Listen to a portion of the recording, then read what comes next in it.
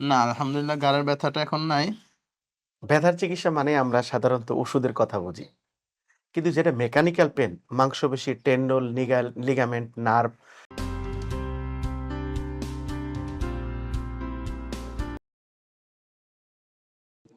আসসালামু আলাইকুম। আমি মোহাম্মদ আরিফুল ইসলাম। লক্ষ্মীপুর থেকে আসছি। আমার বাড়ি লক্ষ্মীপুর। আমার ২০-২৫ দিন যাবৎ এই ঘাড়ে ব্যথা পাইছিলাম।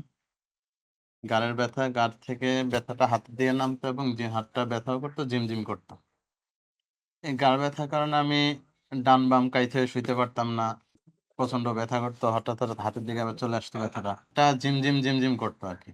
লক্ষ্মীপুরে ডাক্তার দেখায় ওষুধ খাইছি, কিন্তু কোনো পরিবর্তন পাই নাই। ঘাড় থেকে ব্যথাটা পর্যায়ক্রমে হাতের দিকে আসছে। এরপরে যাই ইউটিউবে স্যারের চেম্বারের ভিডিও দেখছিলাম। পরে ওখান থেকে আরকি ইউটিউব থেকে নিয়ে এখানে আসছি। এখানে আমি গত শনিবার দিন আসছি, রবিবার দিন। রবিবার থেকে আজকে বৃহস্পতিবার পর্যন্ত আলহামদুলিল্লাহ ৮ টা থেরাপি নিছি। এখন আলহামদুলিল্লাহ অনেকটাই সুস্থ। এই জায়গাটা ব্যথা করতো। আর এই জায়গা থেকে ব্যথাটা আস্তে এইদিকে চলে আসতো। বিশেষ করে এই জায়গাটা বেশি ব্যথা করতো। এই জায়গাটা করে ব্যথা আবার হাতটা ঝিমঝিম চলে আসতো। না, আলহামদুলিল্লাহ ঘাড়ের ব্যথাটা এখন নাই। আর এদিকেও এখন আসে না আরকি ব্যথাটা ওরকম। ঘুমাইতে আলহামদুলিল্লাহ এখন কাইত হইতে পারি আগের মতো। এভাবে কাইত হইতে পারতাম না, এখন সেটা পারতেছি আরকি। আলহামদুলিল্লাহ হাতের মাধ্যমে যে থেরাপিটা দিছে ওইটা অনেক ভাল লাগছে এবং ওইটার মাধ্যমে আলহামদুলিল্লাহ এখন আমি সুস্থতা অনুভব করতেছি। আলহামদুলিল্লাহ 90% আমি এখন সুস্থ আছি।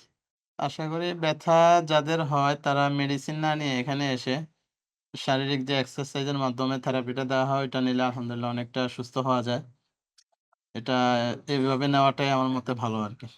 ব্যথার চিকিৎসা মানে আমরা সাধারণত ওষুধের কথা বুঝি, কিন্তু যেটা মেকানিক্যাল পেন, মাংসপেশি, টেন্ডল, লিগামেন্ট, নার্ভ, ডিস্কের সমস্যা, হাতে বা পায়ের যে ঝিনঝিন ভারবার অবশ্যই এই ব্যথাগুলো সাধারণত অনেক ক্ষেত্রে ওষুধে থেমে থাকে, যার ফলে রোগীরা বলে ওষুধ খেলে ভালো থাকে, ওষুধ বন্ধ করলে আবার আসে।